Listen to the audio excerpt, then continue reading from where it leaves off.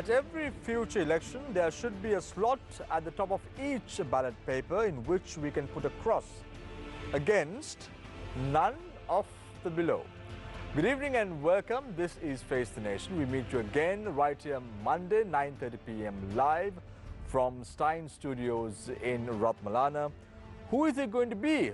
Is it going to be a politician, a professional, an ex-serviceman, or a layman who will take the top job on the 16th of November 2019? The top job being the president of Sri Lanka. Tonight to discuss on the topic, skirting around the subject, presidential elections, we've invited three guests to our studios this evening. Joining us tonight on the show is Sudarshan Gunawardhan, attorney at law, advisor to the Ministry of Policy Planning.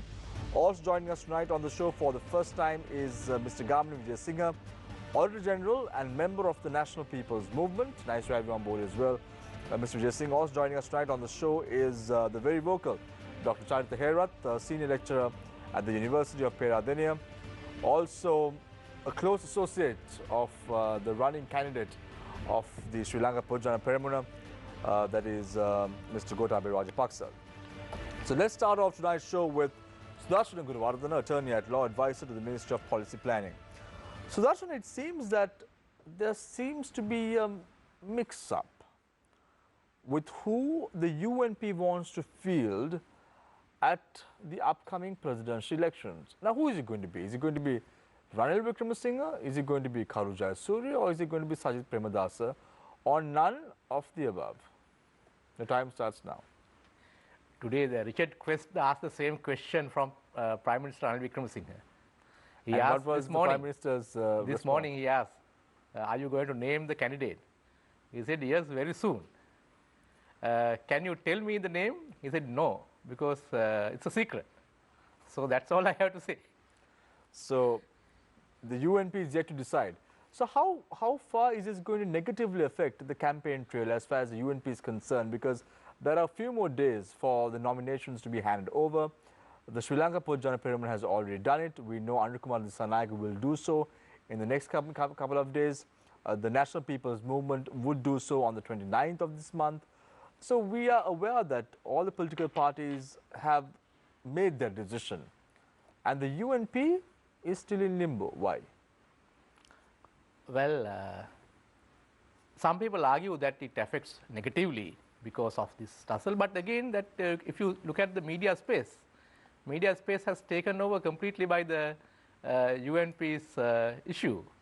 So it's not a bad strategy after all, because that everybody is very much concerned about who the UNP candidate is going to be. But so, anyway, there's a process.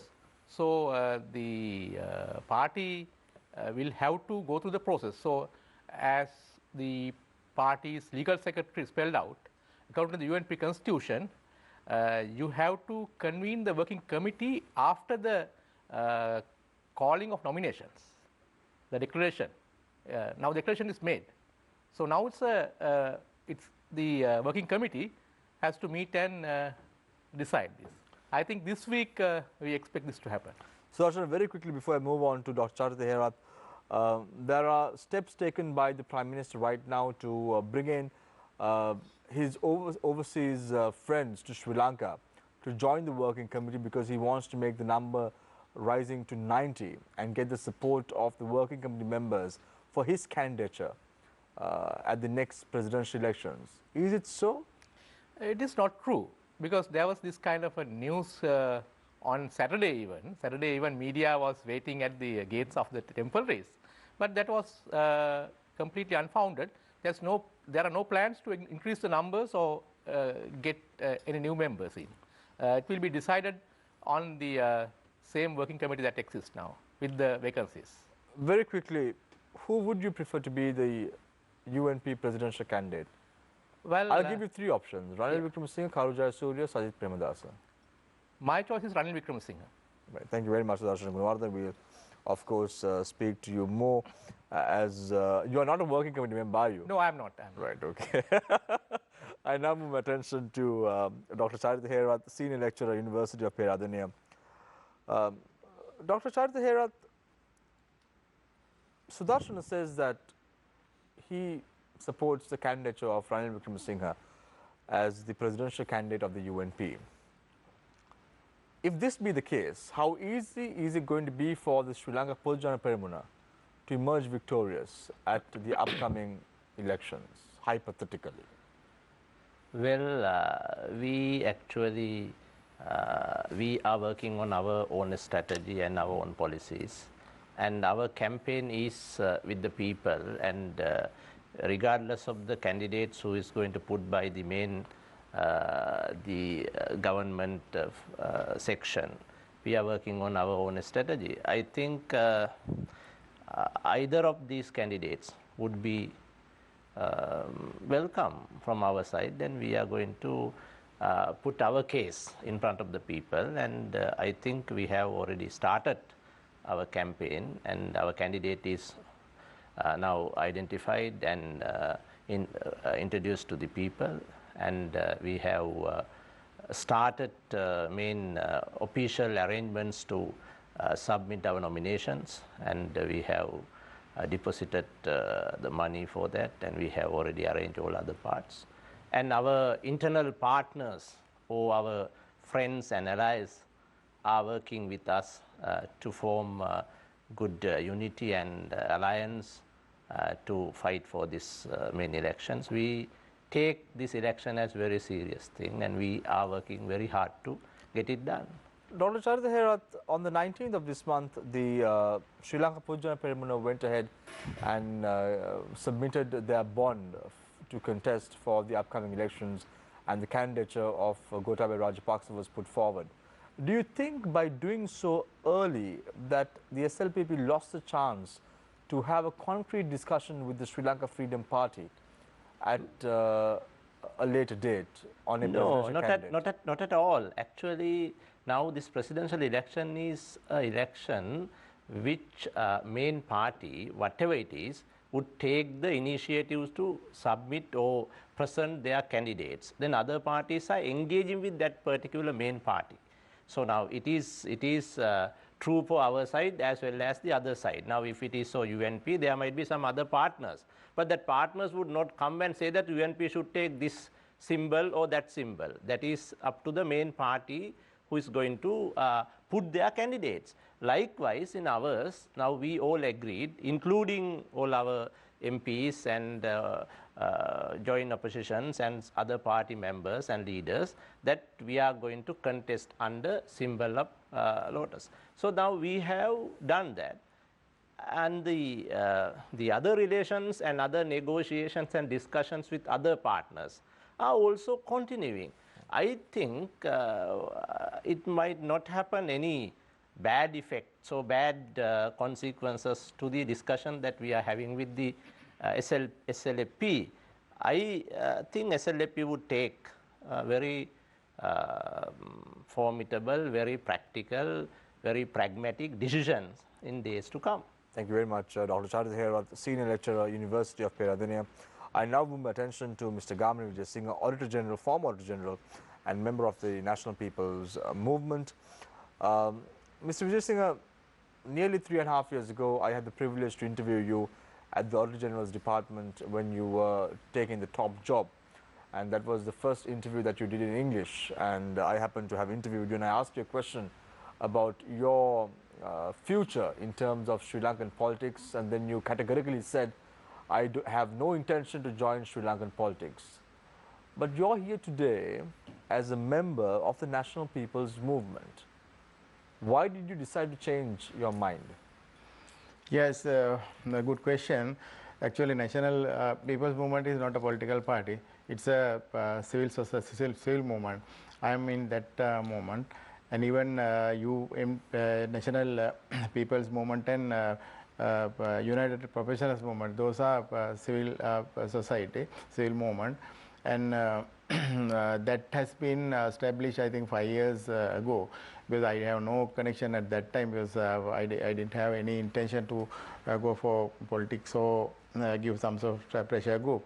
And after retirement, only they approached me and asked to work as resource persons to see that what is happened to this country and to how to change this country. And at the same time, I had a lot of report has been prepared for how to change this country and how these controllers are looting this country has been properly declared while working in as Auditor General. So in that context, I'm going to going to help these people. And when I was retired, there's a lot of requests from the society, and especially there's a big vacuum because everybody knows for last 71 years these rulers has not been developed this country, and it has been nicely proved that they can't go ahead with this way, and everybody knows that we are in very poor situation today when you compare the region and whole globe. So based on that context, I thought to help this area. And now this movement has been slowly moving for presidential election to present another candidate. And very quickly, Mr. Jayasinghe, so does that mean that you won't be the presidential candidate of the National People's Movement, because you say you want to help? So that means your name is ruled out. So it must be someone like, either discussions are afoot right now to field former Army Commander Mahesh Saranayake, individuals' names like Rohan Pallewatha's name is being discussed, Nagalanta Kuditwakku's name is being discussed, then Shirani Bandaranaike's name is being discussed. So we now know for sure that Mr. Gamini Vijayasinghe will not contest the upcoming elections. Yeah, of course, even early that has been put forward, because there are so many other candidates has been presented for this position, because all the pressure groups they decided to have one candidate as alternative candidate rather than fighting each other from the alternative party. So now it has been come to some sort of conclusion by everybody. Most probably, I suppose that everybody has come to the one place before finalizing the election nomination. Very quickly, Mr. Jayasinghe, before I open the floor for questions from our journalist, who is it going to be on the 29th of this month? Actually, it's also going to declare in the 29th. You can see that who is he. The NPP is not in limbo, right? Like the UNP, not being able to select one person as the candidate. No, actually, there's no such issue like that. That is the process. There's a big process going on. Still, has not been finalized, and there's no any fight against each other. And we are trying to select best suitable person to fight this election. And you're also sure that, very quickly, you're also sure that in the event former Army Commander Mahesh Saranayake contests and he loses the election, if Gotabaya Rajapaksa is elected the president, Mahesh Saranayake won't be serving a prison sentence, right? Right. Anyway, I leave it at that. I open the floor for questions from our journalists. On to my immediate left is Deshan Gonewala. On to my far left is Shehan. So let's start off with Shehan. Actually, I'll give the first question to Deshan. He's already has a question. So first question to Deshan. Thank you, Shehan. Yeah. I want to start off immediately from where Shamir left off, Mr. Vijayasinghe, if I may.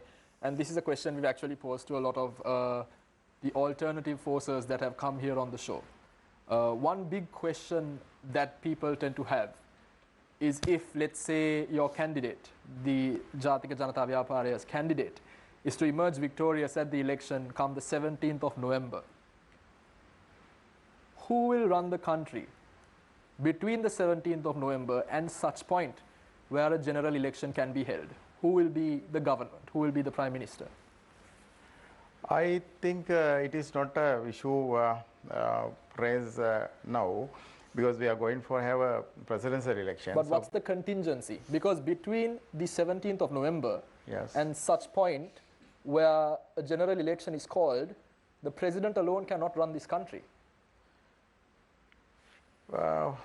No, I don't think that is there is a issue as such, because till that new president assuming his duty, that former president is the person for the presidency.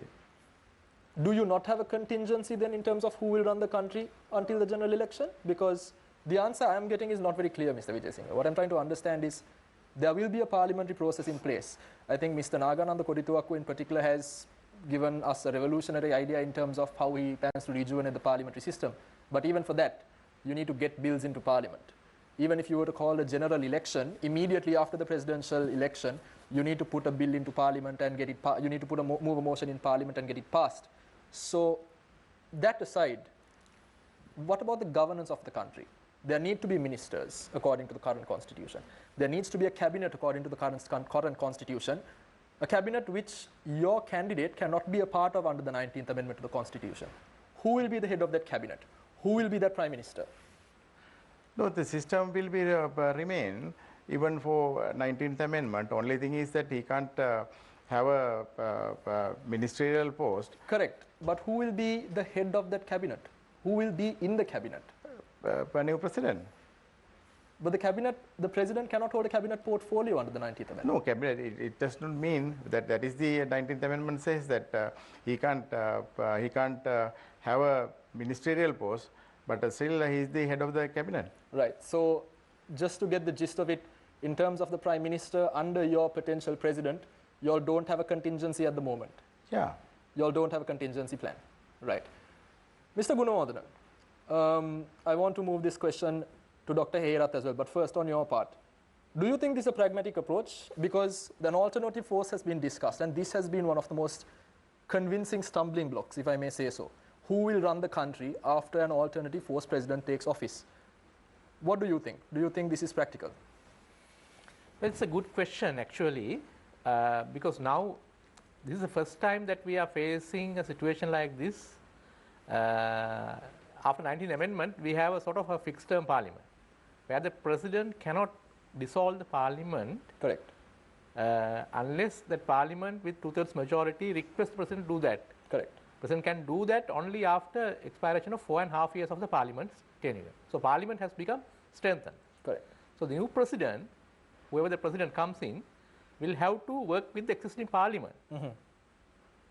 And then he has to work with the existing prime minister and the cabinet of ministers proposed by the prime minister. Right. If I'm not mistaken, it says the cabinet must be chosen by the president in consultation with the prime minister. Yes, the prime minister, simply to put it simply, the prime minister will have to give the names. Mm-hmm. And then among these names, the president can assign subjects. Right. Basically, that we hope that will work in consultation. So now, say after the 17th of November, the new president will have to deal with the existing parliament and the existing cabinet. Right. Because cabinet will not get dissolved unless there will be no confidence motion in the parliament to defeat the prime minister and the cabinet. Right. Or if the prime minister decides to resign. Mr. Vijay Singh, that's a very interesting point that that Mr. Gunawardena brought up. In the case such a situation does occur, does the National People's Movement have a decision in terms of a policy basis or in terms of an ideological basis that either that we will work with the existing government that is currently occupying cabinet portfolios, or we'll appoint a new set of people as ministers? And if so, what faction within the existing parliament are we going to use to put together this cabinet? Is there some sort of plan with regard to that at the moment? This is not the problem of the parliament or cabinet. There are so many powers remain with the president. Even now itself, after 19th Amendment, he the head of the state, he is the head of the executive, he is the head of the cabinet, and he is the person who is controlling all the, appointing all the ministers, all the secretaries and ambassadors and everything. So all the powers are there. He is solely responsible person for all the discipline and the financial regulations of the country. Those things are there. So president must go ahead with that existing power and available to the president rather than going for overlooking the parliament powers. So that is ministries and all these things may basically decide after general election. So till that he has to go ahead with the existing powers. Dr. Hedath, I want to pose the same question I posed to Mr. Gunawardena. From your political experience, this is a situation we as a country have never faced before in our history, where potentially a third force can come into office, but there still remains questions in terms of where the country will go. Because right now, this is one of the issues that will continue to put us in limbo, that will continue to leave us guessing for a bit.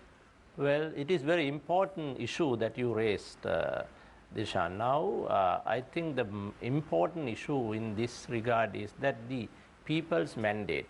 Now, suppose that you are going to get a new president in 17th of November. Then the mandate, the new mandate, the fresh mandate is with that president.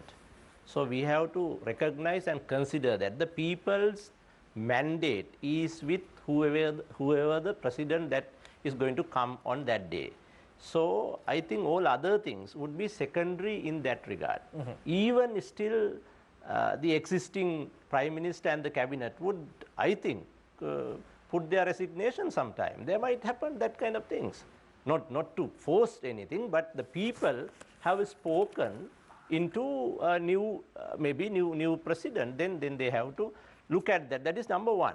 Number two, we have some experience in this kind of in 1994.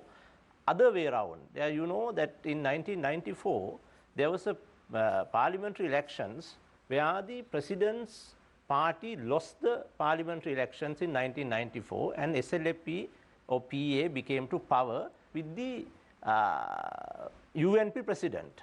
There was some time in between where they had to work together. The UNP president was continuing and the SLP government was running the country. That experience was there with us. Number three is that I think we all should understand that the intermediate period between this said presidential and the coming parliament election would be a kind of caretaker time. It is not a time that you can initiate any new big projects with new budgets, because everybody of this country would know that the people have spoken into a different whatever the president. If it is the same party, then they could continue with that, but if it is not the same party, then the people's mandate is deviated. So they couldn't go for any big new fresh initiatives. There should be a caretaker government. That government would be run by the president plus whoever the cabinet that is going to come. Mr. Hedath, Yes. how did the SLPP respond to that cabinet meeting last week, where there was a proposal to abolish the executive presidency? Now, just recently, all announced that Mr. Gotabaya Rajapaksa will run for president, but then there's a chance that this could happen. What was the reaction? Well, actually, these things are kind of dramas, which actually we can't still understand why this kind of simple things happen in this 11th hour, as we said. Now, we all know that the presidential system has been questioned and discussed in this society many different times, true. And even in 2015, this was one main issue. An issue was taken with the new constitutional amendment, which is called 19th Amendment. Now, good or bad, we have that amendment as a law. So after that, this government has started new reformation of the constitutions. That constitutional council was appointed and there was a discussion. But we all know that it went to a kind of wrong and bad and defeated end, that they were not able to initiate that. So now all of a sudden you can't bring any resolution to go to parliament and to abolish the presidential system right now. Even the JVP has already put a paper to the parliament, or the proposal to the parliament, and it is also there. I think this thing, there is a discussion between Vice President and the Prime Minister who initiated this thing. I don't know that, but you know, it seems that somebody between the one line of this two sections of the government has initiated this project, and it came into the cabinet, and it. Mr. Herath, I just want to get your reaction to something. There's a rumor that the leader of the SLPP, Mr. Mahinda Rajapaksa, is also in favor of abolishing the executive presidency. How do you respond to this? No, I think we don't have any part of this action and any part of that decision right now. We want to wait till the presidential and the parliamentary election to look at that how we could go into this whole issue. We think that as SLPP and the part that opposing this government, that we don't think that this is a correct time to look at presidential system to abolish or to reform right now. So we don't have any saying or any hand with whatever the decision that was taken with this cabinet meeting. Mr. Gunawardena, as per your knowledge, what's the take on this from the side of the United National Party? Does the United National Party agree with the statements, as far as you know, the President's statements that it was the Prime Minister that initiated this process, or was this consensual? Was this something that was No, we agreed upon don't together? agree with the President's statements. The Prime Minister has categorically said that in his statement yesterday. Also, he made clear during his speech at Mirigam on Friday. This was not initiated by the Prime Minister. According to the Prime Minister's statement, the telephone call came from the President. Just to put it into context, Mr. Gunawardena, I'm asking you this because some people, there are allegations, both in political circles and in society at large, that this was done as a precautionary step to take away the potential threat that Minister Sajid Premadasa has in terms of vying for the presidential candidacy. That is why I ask this from you. See that any action can be interpreted in different way, and I don't deny that there can be various motives behind that. But the idea of abolishing executive presidency was not a new thing. So let's take a look back in chronological order what happened. At Namal Rajapaksa's homecoming, which happened a couple of days before the executive presidency, Ravi Karunayaka speaks to Mahinda Rajapaksa and says, if we are to abolish the executive presidency, would you support it? And then Mahinda Rajapaksa says to Ravi Karunayaka, we will discuss this on a later date. However, Ravi Karunayaka takes it as a yes and goes and reports it back to the Prime Minister, saying that he has the full support of the joint opposition or the Sri Lanka Pojana Peramuna in Parliament to abolish the executive presidency. And then when the cabinet meeting started on Thursday, discussions were, the President said, you all wanted an emergency cabinet meeting. I have called in for an emergency cabinet meeting, and why do you want me to be here today? So now you're saying that this came from the President. I'm trying to believe there was a motive behind this entire operation, or entire somewhat of a coup, you could say, from the UNP right at the start, isn't it? Well, I'm not privy to all this information that what the discussion had been with the former President Rajapaksa and Mr. Karunanayaka. Are you also be informed by these newspaper reports only?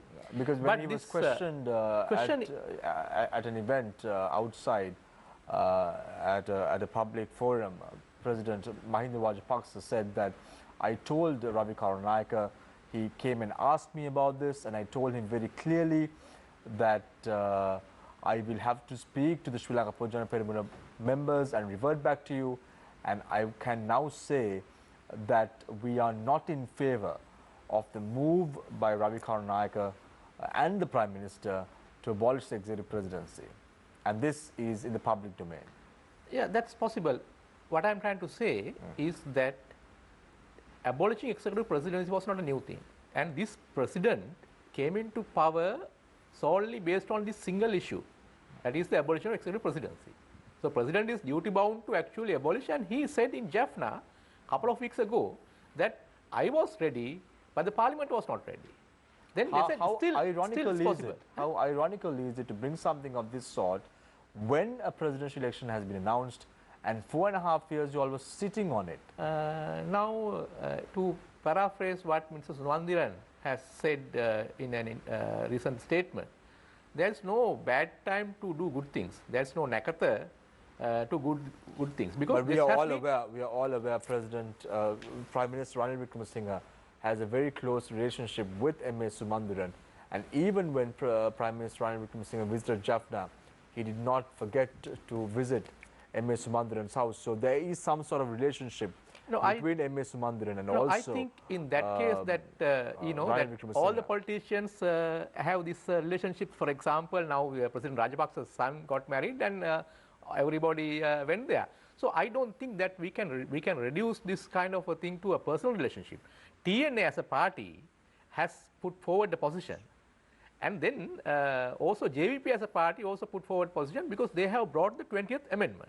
20th amendment was to abolish executive presidency, and UNP did not support that, and UNP said that they cannot support the proposal as it is because that would create an imbalanced parliament. Unless the parliamentary, the electoral system is not changed, the solely abolishing executive presidency is not But the why now, way forward. Sudarshan? Why now? Yeah, I'll come to that. Yeah.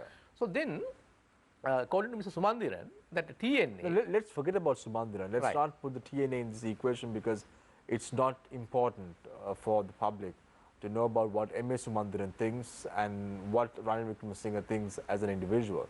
At the end of the day, the country should be at heart.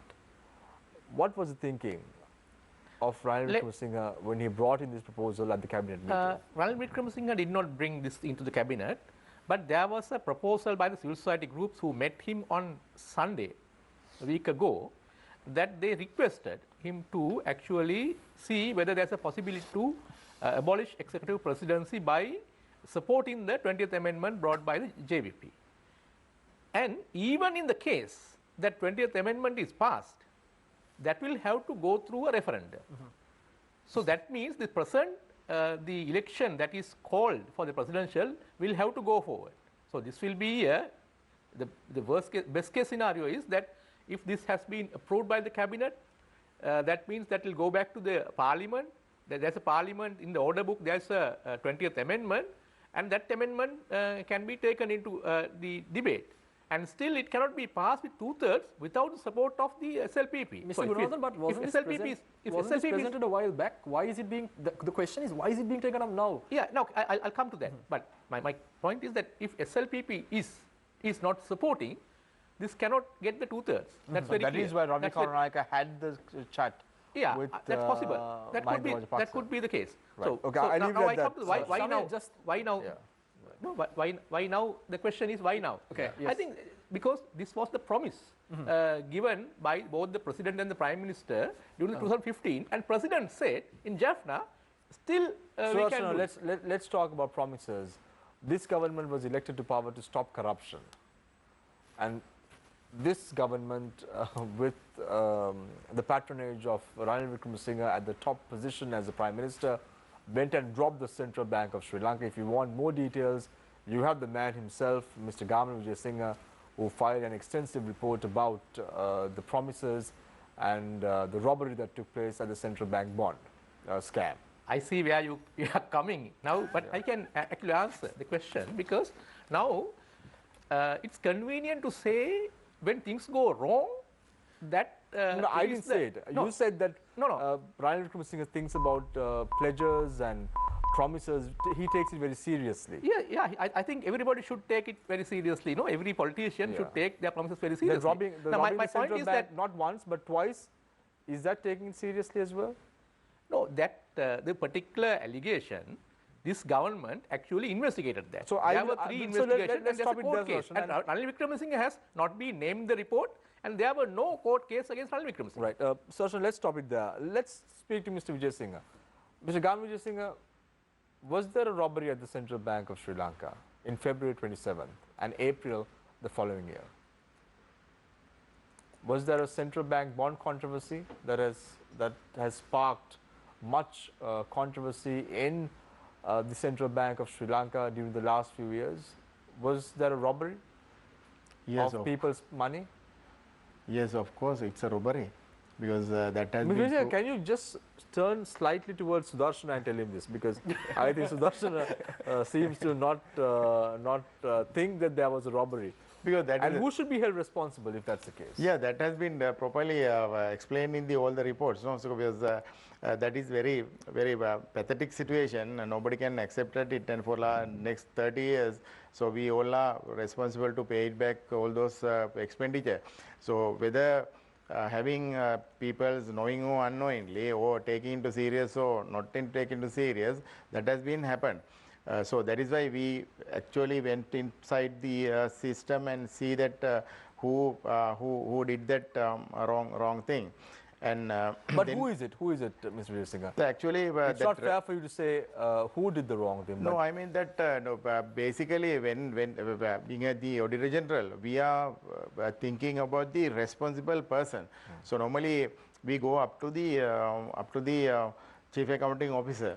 So he is the most responsible person Authority. for every wrong thing done in their institution. So he can't say that because of somebody says they did it the wrong thing. So it is wrong. It may be happened in the, as you said, that some politician has been requested something, but we can't go that up to that extent because my limitation is up to the Chief Accounting Officer. So he has done that wrong thing, that everything has been proved. Then he himself declared that somebody has asked to do, that is why he did that decision. So, Sudarshana, given the fact what Mr. Gamli Singh is saying, it's very evident that the government in power should take responsibility for the incident that took place at the central bank. The government in power at that time was the UNP. The Led government in by Ranil Wickremesinghe. no, the government has to take responsibility. That's a general rule. But then, as Mr. Veerasinghe said, that every particular area there is a person responsible. There's a chief accounting officer who should be held responsible. Now, you can't say that whatever happens in somewhere, it's the government responsible. That's a witch hunting.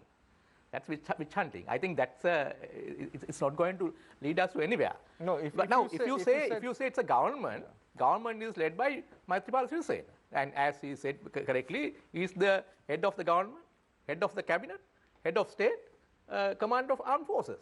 So now it's when it's convenient to say he is the head, that then he takes the credit. But when things go wrong, he says it's a Ranil Wickremesinghe government. I think the government, if something went wrong, the government as a collective has to take responsibility. This is a cabinet form of government. The head of the cabinet is the president, and he sat there throughout. So then And the he sat there president and the throughout. prime minister and the cabinet has He to be sat there responsible. throughout. But here, in this case, in the particular area, the chief accounting officer has to be held No, responsible. but Sudarshana, I think you're getting the order mixed up. Yeah. Right after this incident took place in 2015, in April that particular year, President Sirisena instructed Prime Minister Ranil Wickremesinghe to appoint an independent committee to investigate the allegations against the central bank bond controversy. And then Ranil Wickremesinghe goes and appoints 3 members, 3 lawyers who are close associates of the United National Party to this particular committee in question.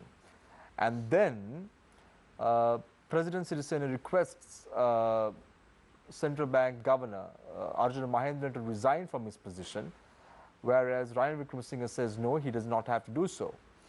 And all this happened during this particular period in question. And then there was an extension that came into discussion about Arjuna Mahendran as governor of the central bank 2 years after. Then the president said, no, I am not going to appoint Arjuna Mahendran to the post. He took a firm stand and appointed the current governor of the central bank, Dr. Indranil Kumaraswamy, to the position of central bank governor. And even after this took place, forgive me for taking a little bit of time, but I want to inform this to the public. Even after such time, that happened in 2017 August, Ranil Wickremesinghe appointed Arjuna Mahendran to several committees headed by the economic subcommittees, which Malik Samarikram was also part of. And Arjuna Mahendran accompanied Ranil Wickremesinghe at most of the meetings, particularly in Singapore. And Ranil Wickremesinghe sent Arjuna Mahendran to Singapore, And now we have sent an extradition order to the Singapore Foreign Ministry to secure his extradition. And that's exactly what happened, Sudarshana. Probably you're not privy to this information either. So what, with all this long question, what do you want me to say? I wanted to accept that there was a mistake on the part of the Ranil Wickremesinghe government, who was the Minister of Policy Planning at that time. Who is the appointing authority of the central bank governor? The Ranil Wickremesinghe forwarded the name of Arjuna Mahendran to the president at that time, and as a result of the forwarding, because the Constitution, 90th Amendment of the Constitution very clearly says positions have to be appointed in consultation with the Prime Minister in question. So the post with the minister. With the Prime Minister's consent. On this case, is the minister. Yeah, the minister in charge at that time was Ranil Wickremesinghe. Yeah, that's right. Yeah, that's that true. was the first time ever that the Finance Ministry did not have control of the central bank in question. It was the Minister of Policy Planning that had control of the central bank. Are you privy to that information also? Yes. I am privy to that information, and if you and it was the very first time that the Ceylon Lotteries Board came under the Ministry of Foreign Affairs in this government. But are you aware of that information also? Yeah, I'm aware of that, but how this is connected to this? I'm because just saying, there have a lot of mix-ups, like this. So I'm giving you a few classic examples for these mix-ups. Now, am I going to allow you to answer, or just no, I am going to allow you to answer, but as long as you give us the correct answer, because there is a lot of public listening. Do you want me to give the answer you preferred? Okay, I'll give you 2 minutes. Yes.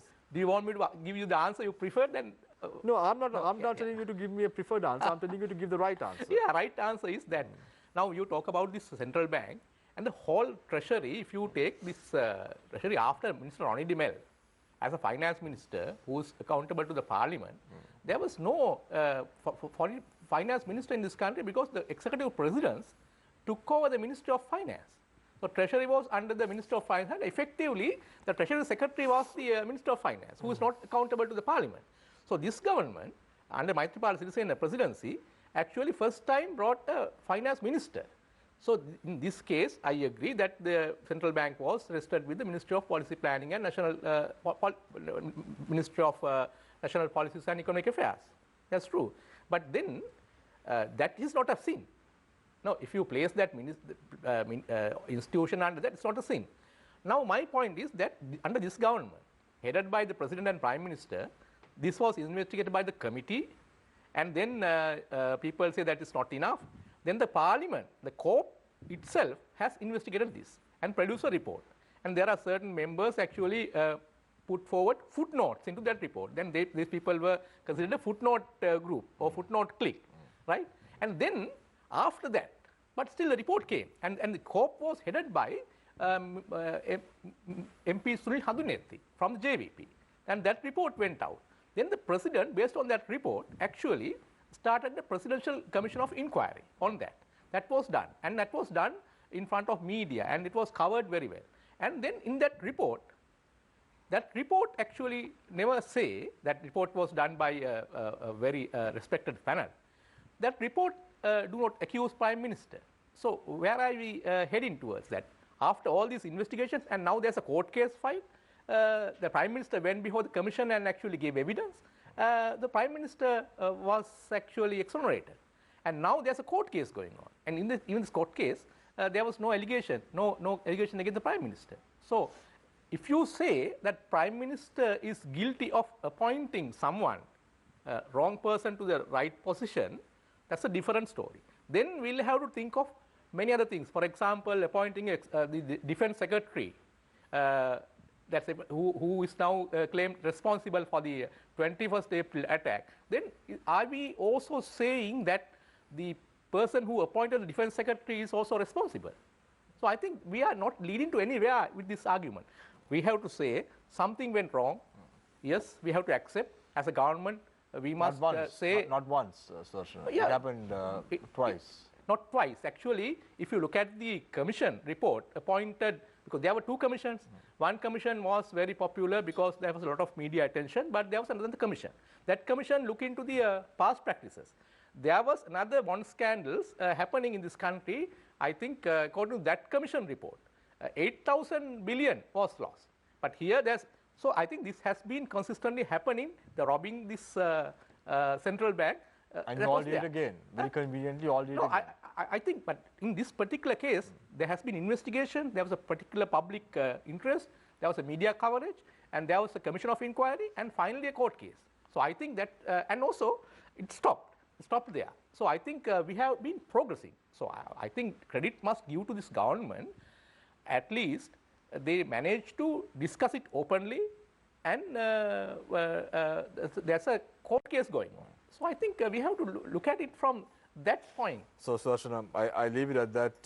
You are entitled to express your own opinions about what happened as far as the central bank bond controversy is concerned. But the public is very well aware what happened. It was the Prime Minister who had asked Malik Samaravikram at that time to attend the meeting in question on the 25th of February 2015. And as a result of that, at that time, Minister Malik Samaravikram, who is now a minister, was only the UNP chairman and did not hold any position in the cabinet either.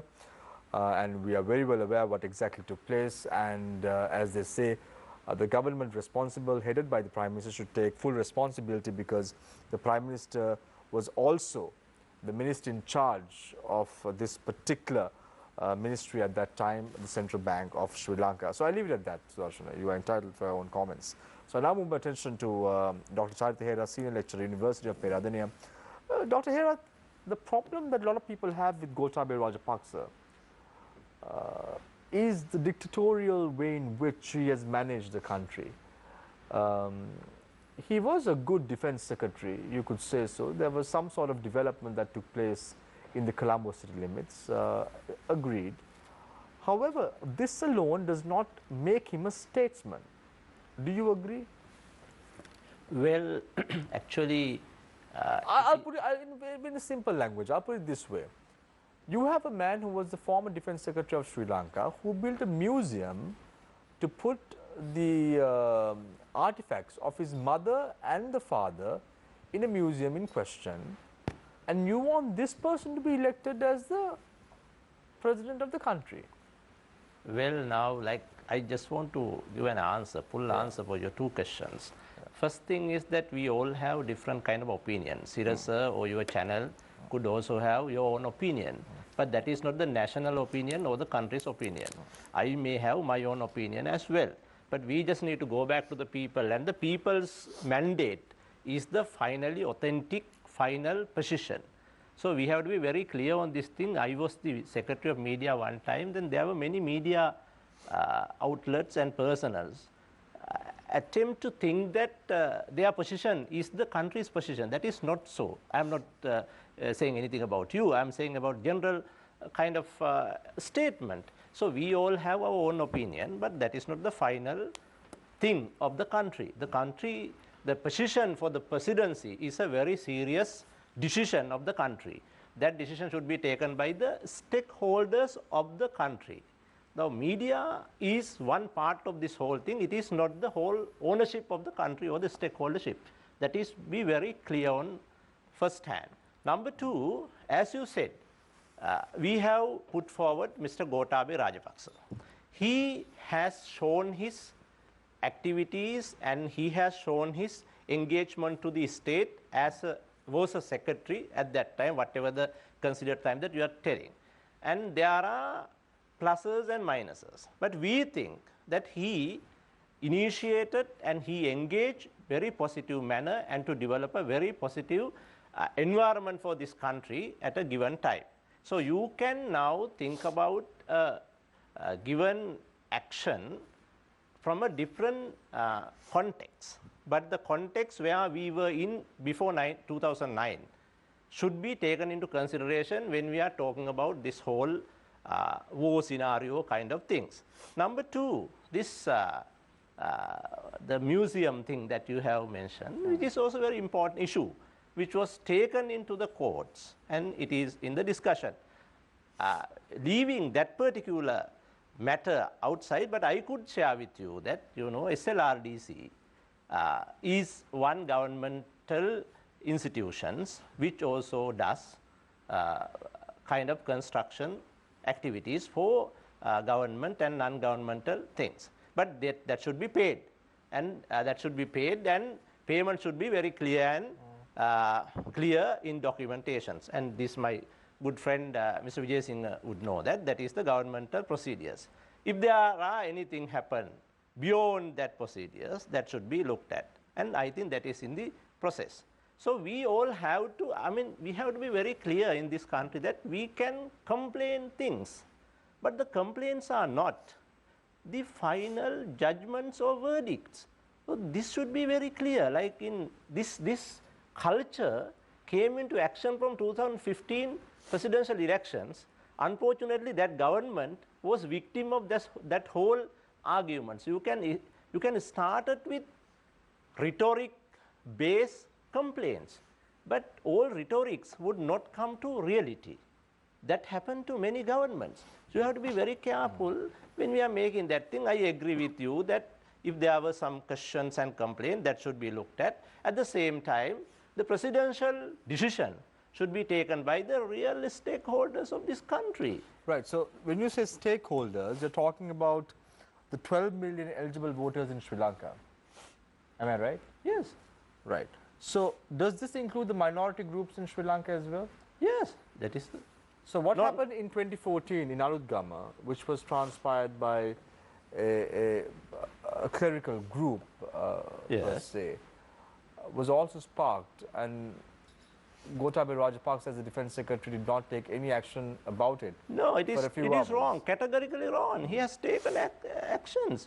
He has taken due actions, and it was managed. Tell me how action was taken, Dr. Charthera, because I was present in Beruwala at 2 a.m. in the morning, and in my opinion, as a journalist at that time, no action was taken. No, look, now that, you know, the Digana and this Aludgama, two different incidents under two different governments. Now these incidents... No, I'm talking about the Aludgama incident. I know that. You don't like to talk about Digana. You would like to talk about Aludgama. I like it. I like it. I like the way that you just identify it. Also, but let's talk about the Aludgama incident first. I'm very familiar with this thing. That's how it all started in 2014. I understand. I mean, it is not started with Aludgama. It was started in 1915. There were some interracial clashes between these two groups. But there was a one when we were in the government in Aludgama. That is true. You would like to do that. So we would look at that. There was, and I was in the Ministry of Mass Media at that time, I think, and I was also closely following this issue. And we all were trying to manage. There were two different kind of, religious groups in this time. So we were just, doing as much as possible, and then we managed that thing not spreading out from that particular areas. Then that area's people were very happy about this thing. I think even people like Minister Rajitha Senaratne would know that. He was not in the country at that time, but later he came back, and we also discussed with that group of people, and the area was very managed later.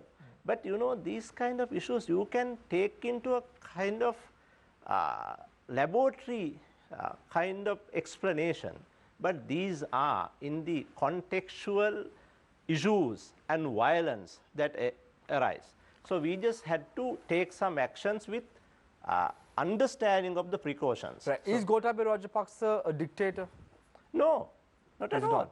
Okay, I'll take you back to 9 years ago, 2010, June 6th, the interview that Gotabaya Rajapaksa gave the BBC.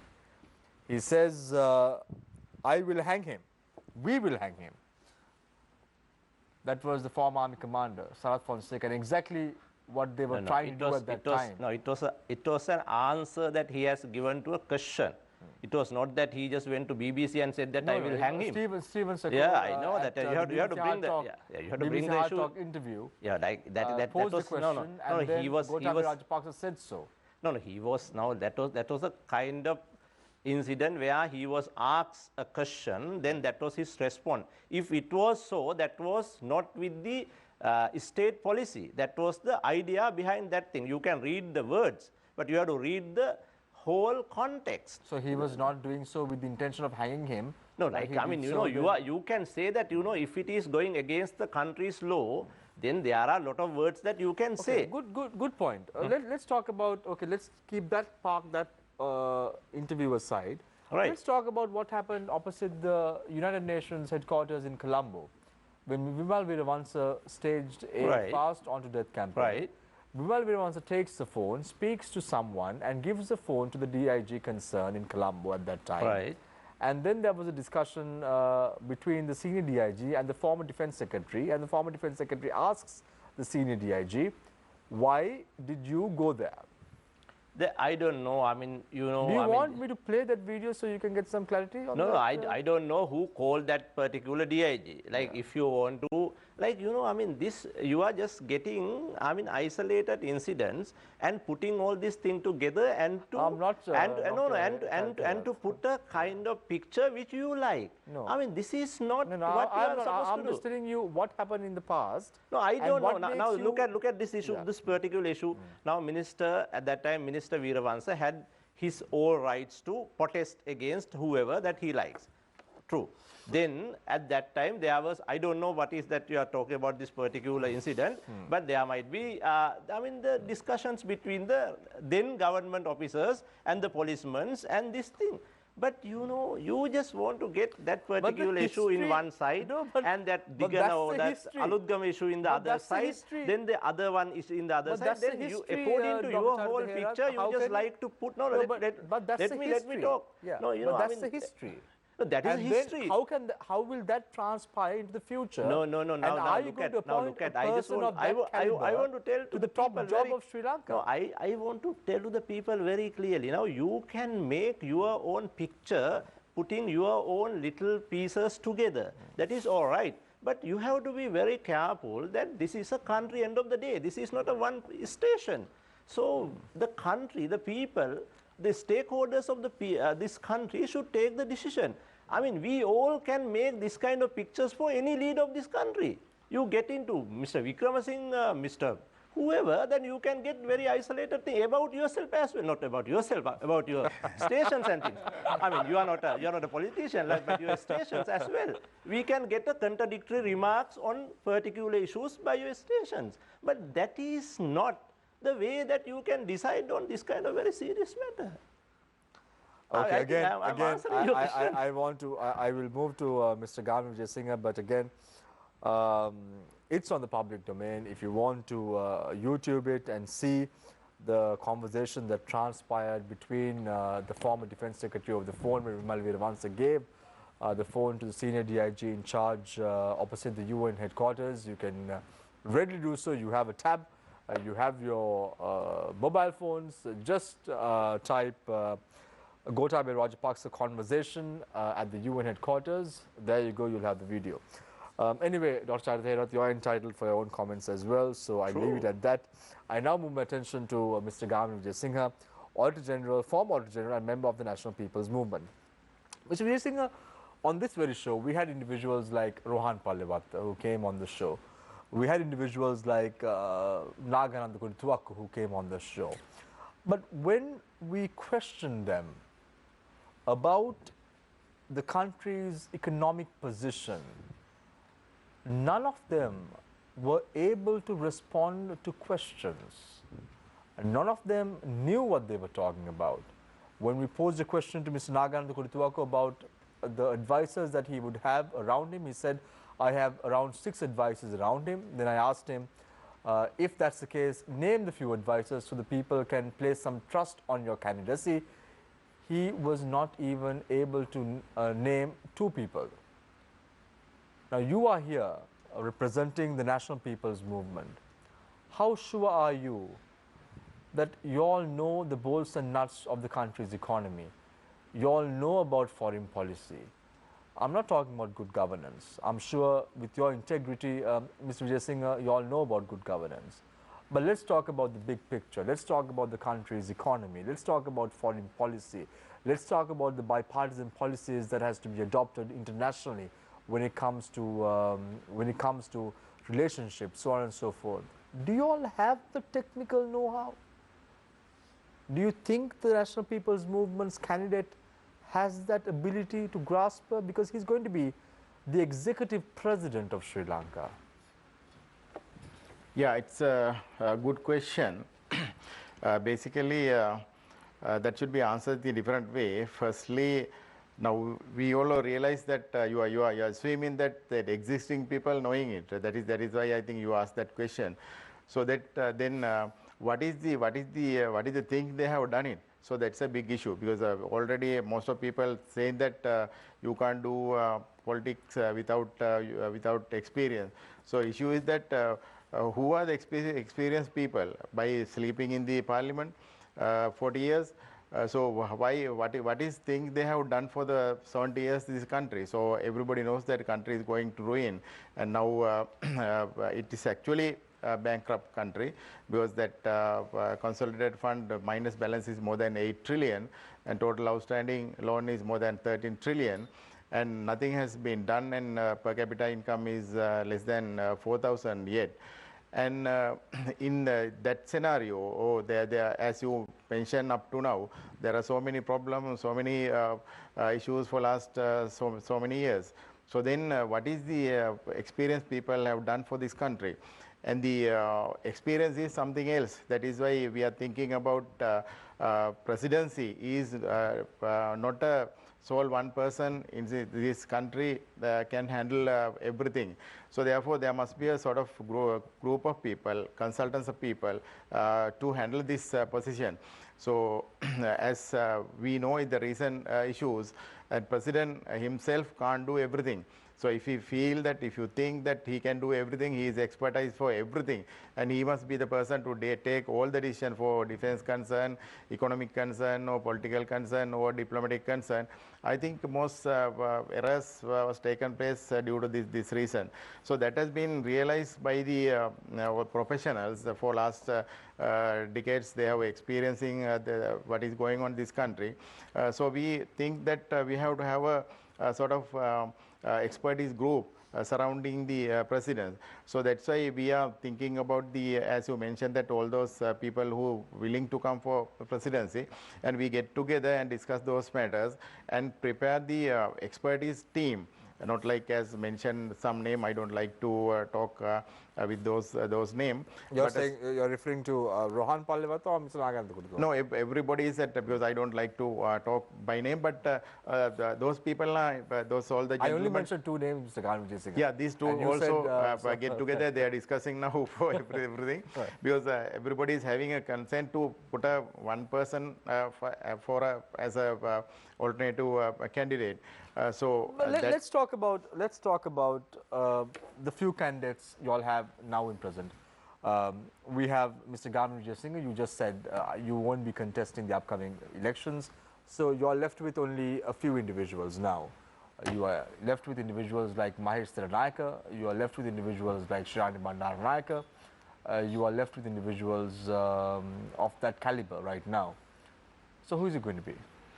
Maybe all the people are in the all the gentlemen are in that pool, and we have selected so many people, and even Dr. Ajit Kolonen also there, even as you said, my Thiranayaka, and another environmentalist, and all those are engineers, doctors, professors, and lot of people, and that group has been prepared more than 50. And to see whether you know that basically that wrong thing done by this past government, secretary's post, and just to put it secretaries what they are like and what the people bring from outside.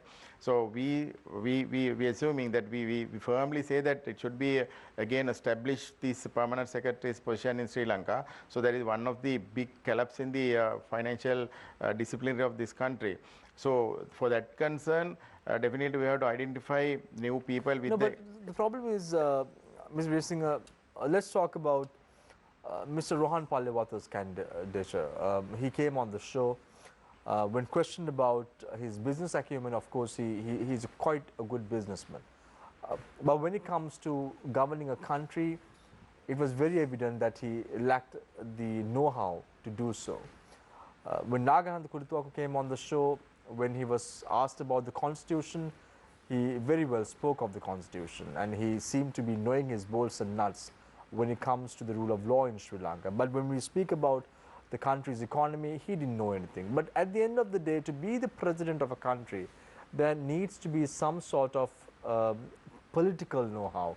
There has to be economic knowledge.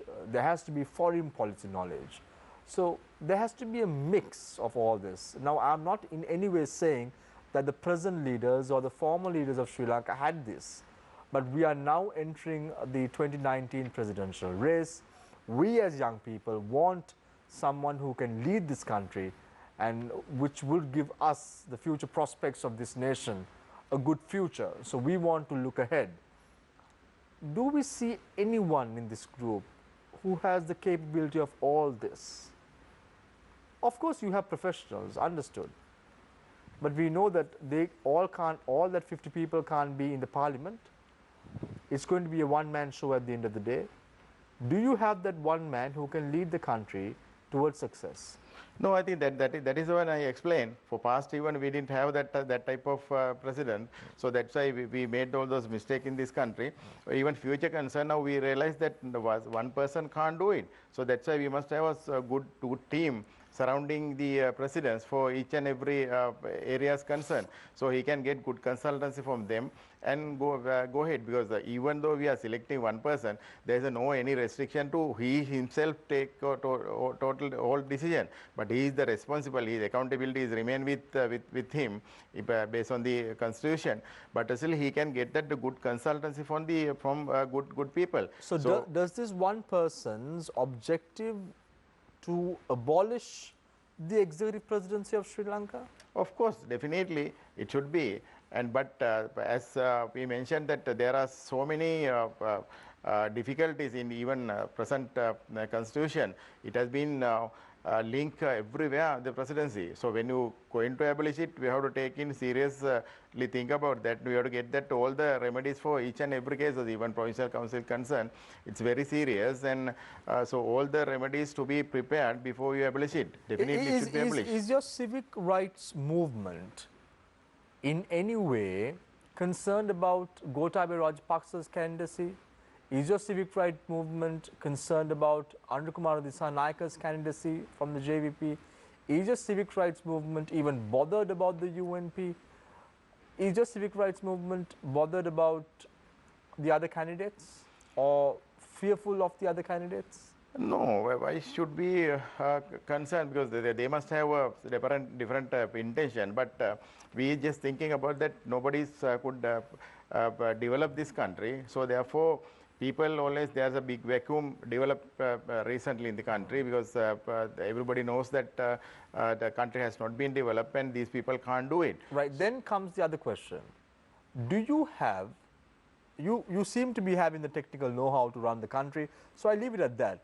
I cannot delve deep into your mindset or your candidate's mindset right now, Mr. Vijayasinghe, because you all have not yet announced. But now begs the answer for the most important question. Do you all have the money to go for a presidential election campaign given the present context in Sri Lanka? Yeah, that is, of course, you are again talking about the past experience. Based on past experience, they expended so much of money because they have enough money, they have earned it. So that is giving money like bribe and take it votes. But we are thinking completely new culture, and without giving people unnecessary interference. And we are going to explain to people how country can be developed. And then this is all right to the voters to change the country. So if we like to change it, it's okay. If you don't like it, forget about that. Because we are saying that this situation, the country cannot be developed.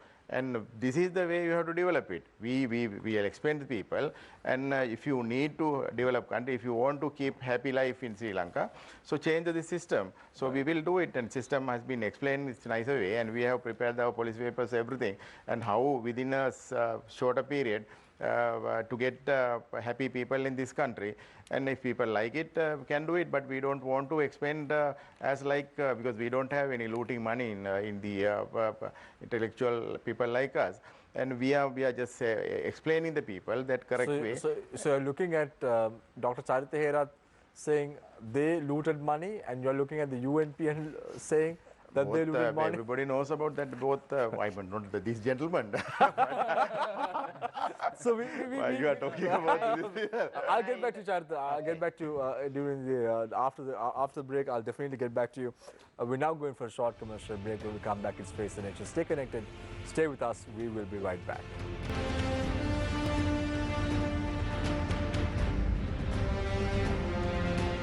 Welcome back.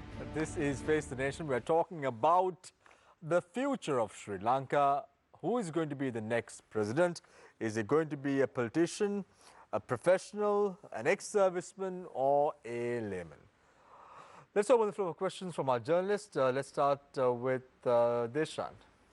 Thank you, Shamir. I think I want to start off with Mr. Gunawardena. Mr. Gunawardena, the last 4.5 years, starting from 2014 actually, we saw an anti-government wave back then created by the United National Party. They brought forward a candidate. That candidate won. We had a national government for a certain period, for the big chunk of this government's lifetime. Then we had an issue in October 2018. Then we had a UNP government, which was supported by the TNA when it comes to voting in parliament. But back in 2014, when the people of this country voted, you all put out a 100-day plan. And that plan, as multiple people have come out and said, barring the president, who doesn't know who made that plan, we had quite a few people come and say, look, we have a proper plan for this country.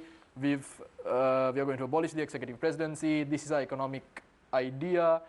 100 days, on this day we are going to do this, on this day we are going to do this. Not all those promises were fulfilled, but there was a plan, a fully thought out plan.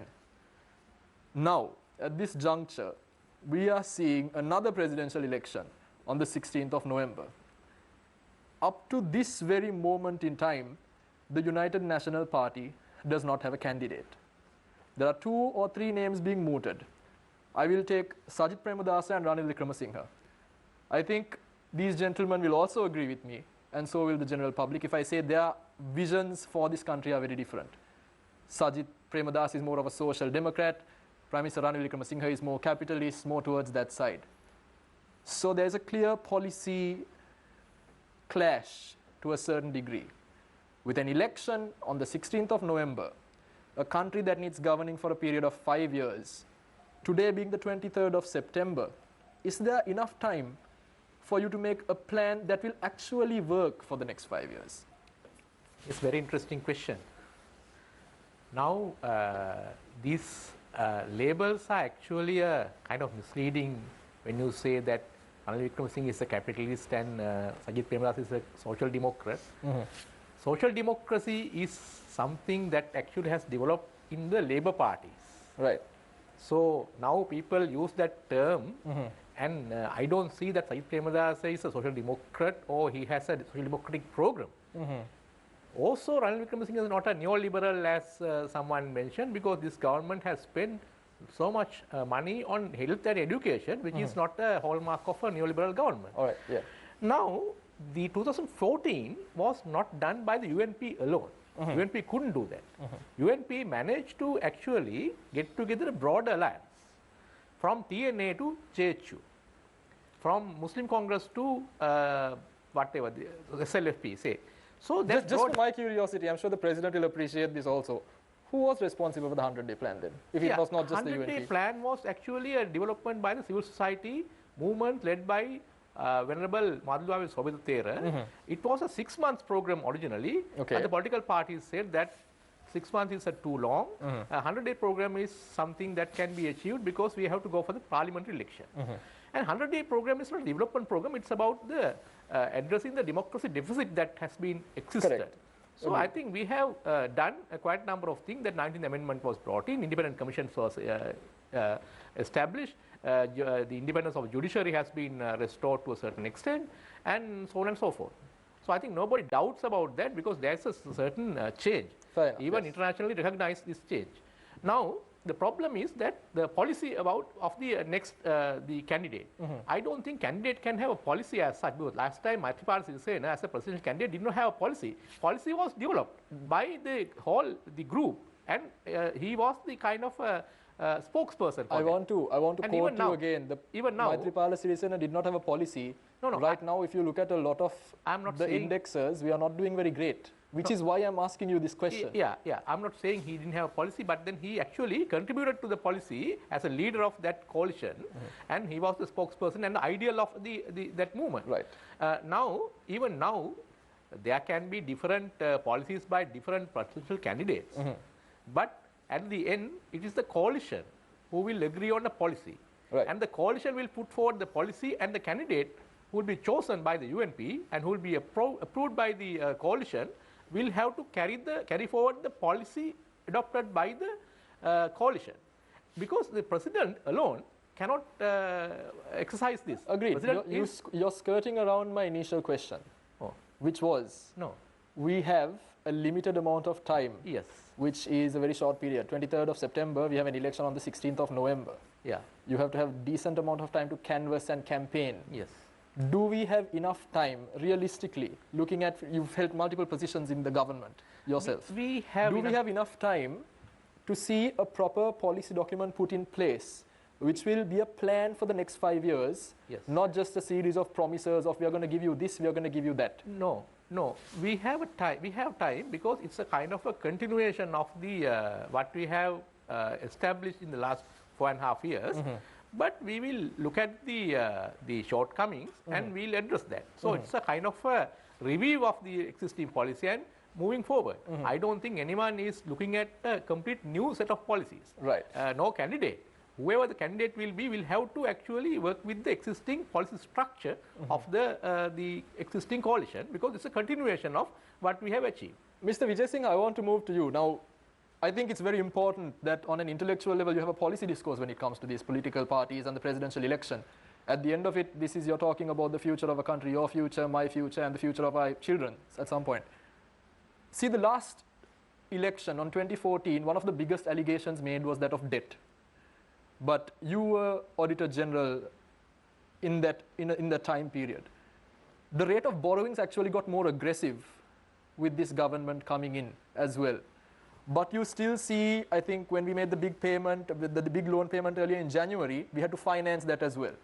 Then it comes to an investment project, we finance that as well. The rate of borrowings have gone up. Yet we see that the debt is just mounting and mounting and mounting. Yes, it has been a long-running problem.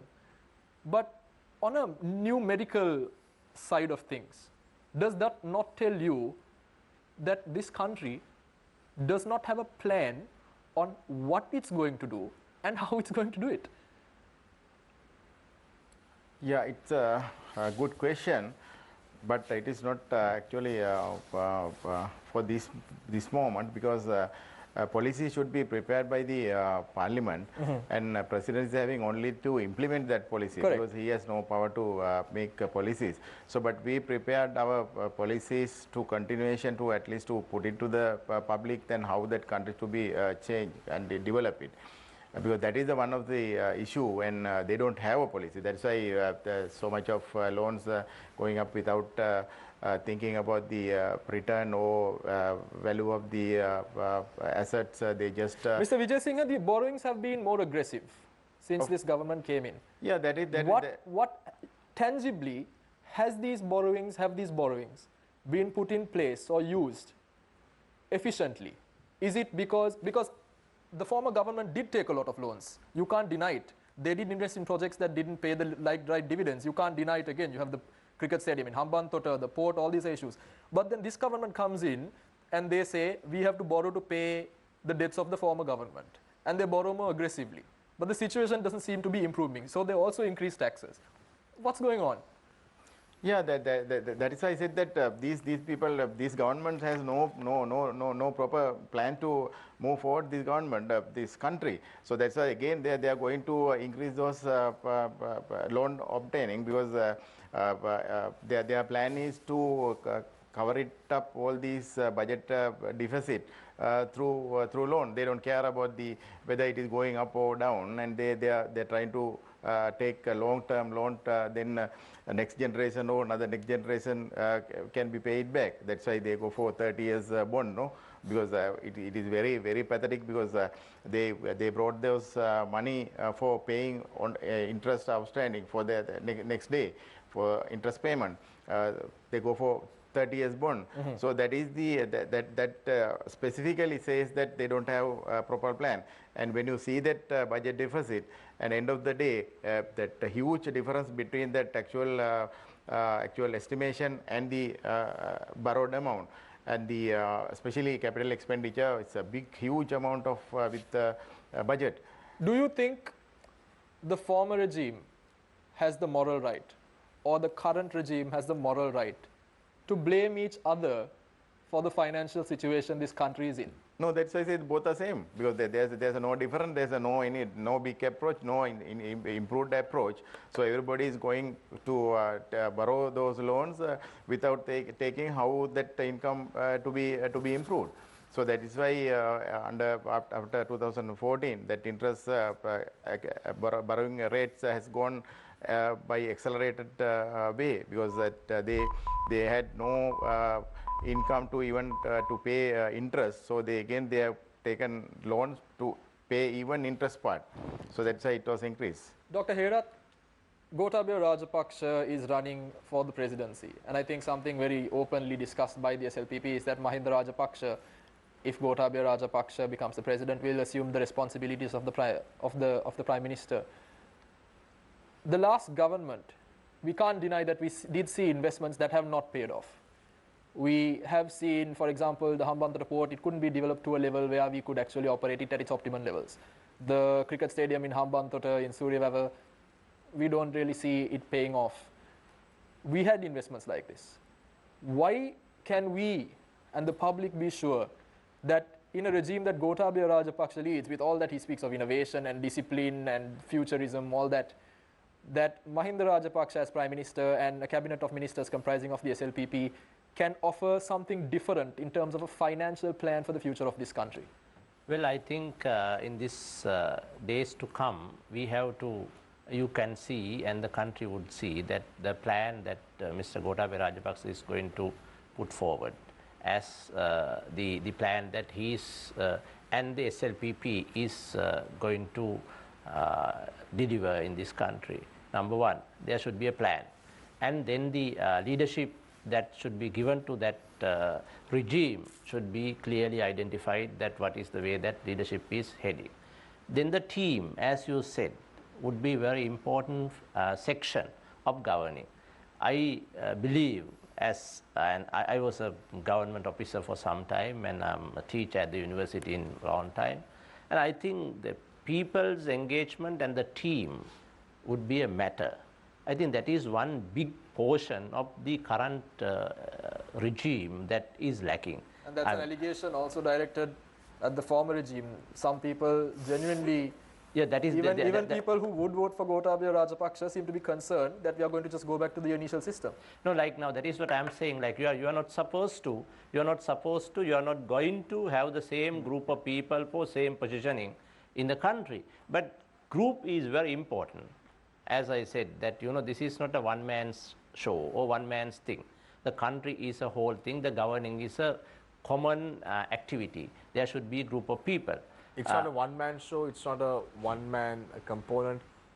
Is it a family component? No, it is not. It is not as well. But at the same time, I would like to add another one or two sentences on my good friend Mr. Vijay Singha's group or that front. Actually, this is very important development of this country after 2015, that the civil society movements were blooming up and coming into very interesting engagement of the political debate. This particular time, I even had a discussion with some members in this table. You can remember that there were a group of people coming to discuss with us that the third forces are coming to engage here because they know more good economics, they know good democratic systems, they know good governance. These are the things that even Mr. Pallevatta, Mr. Nagananda, Mr. Vinyariratna, Mr. Kolonna kind of people were saying in. But I would rather like to question, at the moment, it seems that that good things were keeping side and thinking that, you know, whether we could get a guy. This is my assumption, okay? It's not any. You can pose that question to Mr. Vijay Singh now. No, I can pose it. Yeah, Mr. Vijay Singh can answer. I would think that there were some good people who were arguing and debating with us even this same very table, having a good economic policies and good experiences, good democratic things, that and this. But all of a sudden, I am just looking at social media and showing that, you know, there were some people whom that they are going to put forwards. Maybe some, according to my understanding, you know, some outside features or some funders or some embassies would like to put in. So I was just curious about this thing, like why these good people, good concepts, good experience would not come into this front and bring a different kind of guys into last hour, 11th hour, as Mr. Sumandiran said. I can't understand it. Interesting. In other words, Dr. Herath, I think you should ask the question from Mr. Vijay Singh. I'm not asking, I'm just saying my interesting feeling about this. I'm going to bring this thing into the future discussion, by the way. Yeah, no, but the question that probably begs an answer or an answer from Mr. Vijay Singh is the fact that you all also are falling into the same category of political parties now, isn't it? I think in a nutshell, I summarized what Dr. Herath was trying to say.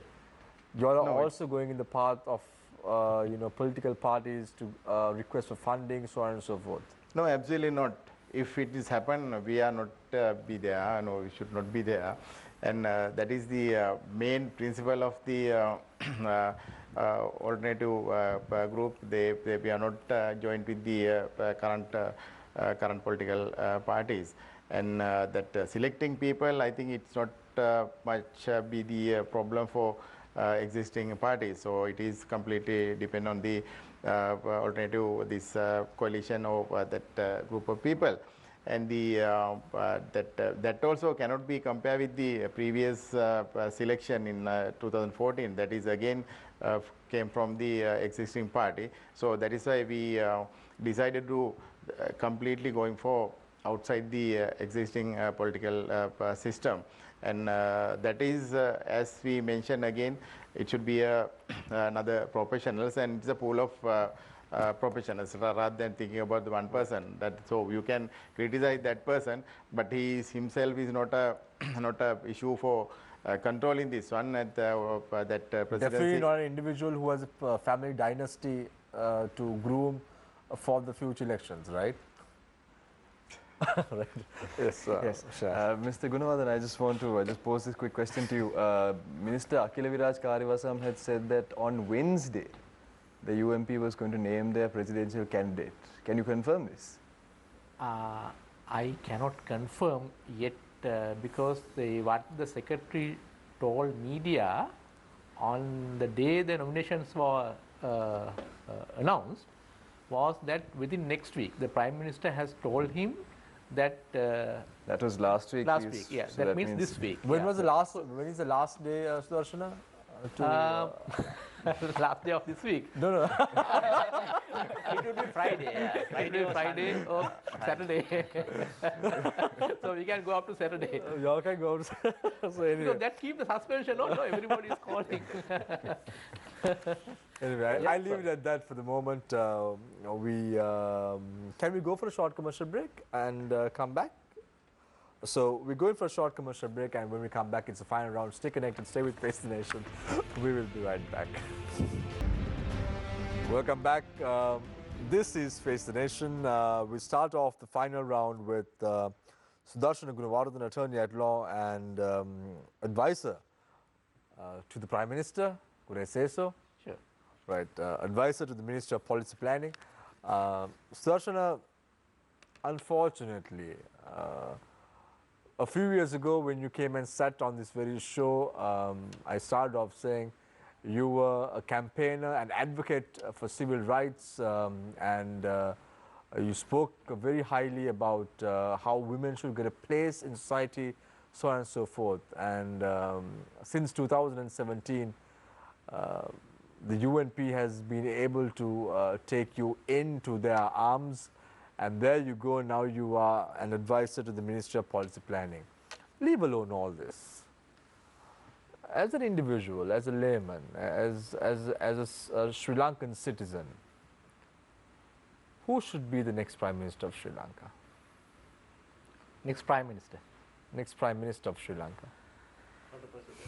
That's Not the a President. question actually I didn't expect. and that's why I asked you, who should be the next Prime Minister of Sri Lanka? I'll ask you in an easy way. Yeah. The Prime Minister of Sri Lanka, which political party should he represent? That's a rather unusual question. I think because now I work with the UNP, so I believe that UNP should hold the prime ministership and should have the majority in the So parliament. then you say the UNP should be holding the position of prime ministership or premiership. Yeah. Who should this be? The person who can command the majority support of the parliament Of should the be parliament. that person. So don't you think the president of Sri Lanka should be the person who commands the majority of the people's whim and fancy at the end of the day, and not just 90 members of the working committee? Well, I mean, that's obvious because the president should be the person who is who can get the most number of votes. And you still think, tapping So- to your heart, that it's Ranil Wickremesinghe who commands the majority of the people's vote in Sri Lanka and not Sajid Premadasa? No, I didn't say that. No, you what said I'm trying so, to say, right, I'm trying to initially say in the- is that yeah, the yeah. president Yeah. should be the person who can get most number of votes. But that will be tested in the presidential election. Yeah. The selection is depending on the different parties and party structure. You join a party because you believe in and you accept that structure. Do you all want and to UNP feel has the- a structure, has a Sorry, I constitution, understood. has a structure. No, I'm not talking. See, I told you before as well. Yeah. You're not sitting here now Yeah. in this last 2 minutes as the Prime Minister's advisor. No, You're seated here in the last 2 minutes as an individual. yes. Must the UNP field a winning candidate, or must the UNP field a losing candidate? UNP must field a winning candidate. Right. Thank you very much, Sudarshan. I leave it at that for the moment. I now move my attention to Mr. Gamal Vijayasinghe, Auditor General, member of former Auditor General and member of the National People's Movement. Mr. Vijayasinghe, seems like, I hate to say it, but I will have to say it, seems like you too have joined the bandwagon and you are also now somewhat of a politician in a way. For those who are watching this show tonight, what happened to the man with so much of integrity? What happened to the man who came up with those audit reports? What happened to the man who said, I will play the role of the Auditor General to the hilt? Where is that Gamal Vijayasinghe that we're talking about? And what's his role in this entire equation of the National People's Movement and the next presidential election? No, I repeatedly explained it because the national professional movement is a civil society. It is everybody can have that type of society for the integrity of the country, because if country is not forwarding in the proper way, and while I am working as Auditor General, I have seen so much of corruption in the government sector. So I have a responsibility for the society to correct it out and to press people or society to correct it up. Mr. Vijayasinghe, what if I say the National People's Movement is worse than the UNP because Yes. of selecting a candidate? We know that Rohan Pallewattu was part of this movement once. Mr. Nagahananda Kurituwakku was a part of this movement once. He came on the very show and said, I don't want to be a part of the National People's Movement anymore. I'm going to contest separately. We had Rohan Palewata coming here and saying that he too wants to contest the elections, and you are seated here today saying that there are several individuals like Shirani Bandaranaike, Mahestra Naika, Dr. Vinyari Ratna, Dr. Ajit Kolonne, who probably would be your presidential candidate. Isn't it sad? No, it's a wrong interpretation and wrong intention. Those are the nominees that the people has been identified. These people are good. These people are good for this position. So still, it is process is going on. Now nobody has been nominated. No, that is so 29th, we will have a professional, a politician, or will we have an ex-serviceman? Well, you can see it 29th. Yes, we'll declare Thank you very much, Mr. Gamli Singh, for joining us on the show. Dr. Charith Herath, here you are seated today as a strong supporter of the candidacy of Gotabaya Rajapaksa as the President of Sri Lanka. Also seated here as the former Secretary of the Ministry of Mass Media Information. Also seated here as the former Chairman of the Central Environmental Authority. Also seated here as a senior lecturer of the University of Peradeniya. And let's forget about all those and let's talk about you as an individual. Why do you think Sri Lanka needs change, and what sort of person should be elected this time around? Well, I think the politics should not be just the criticism or the protest. There should be a proactive engagement and pragmatic initiatives. I think after 2009, when we closed the war chapter of this country, we have been engaging in a different kind of path, but we just need to go to a very correct directions into pro-developmentalist approach. And there are two different kind of approaches that we can take. One is called reformist approach. The political reform should be taken into consideration. That is one thing that 2015 government took into. But I think the pro-developmentalist approach should be more important thing at the moment in the context that we are in after post-war situation. So I think we just need to have a reformer, pro-developmentalist approach related persons and the regime and the team to do this business, the governing. So therefore, I think this is the time that doer should be coming than the talker. You say, Dr. Herath, a doer should come in and not a talker. Do you in any way believe a dual citizen should be contesting? No, it is not. The it is not upcoming like that is just simple thing. Like you in your constitutions. Now I don't know whether you are thinking about Mr. Mahestra Naik. I'm just talking. Now I don't know that you have to deal with him. What I'm saying is now dual citizenship is now discussed, and we all know that the current law of this country is given that you can't have two different citizenships. So that is gone. But so then if you like to contest, then you have to give it up and you have to contest. But my doer thing is more stronger than what you are saying. Now, like, we have enough talkers, but we need to have a doer. That is what I'm saying. So not someone with a dual citizenship, but someone who's a it is a doer one. Like at the same time. Who are you thinking of? I'm thinking about Mr. Gotabaya Rajapaksa. Okay, thank you very much. Dr. Charith Herath, senior lecturer at the University of Peradeniya and also a strong supporter of Gotabaya Rajapaksa. Thank you very much, Sudarshan Gunawardhan, for joining us this evening on the show. Mr. Gamli Singh and also Dr. Charith Herath. It was a pleasure to have the three of you right after a date for the presidential elections have been announced. November 16th is going to be the D-Day for Sri Lanka. The top job is vacant officially, and you out there will have to go and select who is going to fill that position. Thank you very much, Deshan. Thank you very much, Shehan, for joining us this evening on the show tonight. I leave you tonight with a quote, as I always do. The only thing we learn from new election is that we learn nothing from the old. Take care and good night.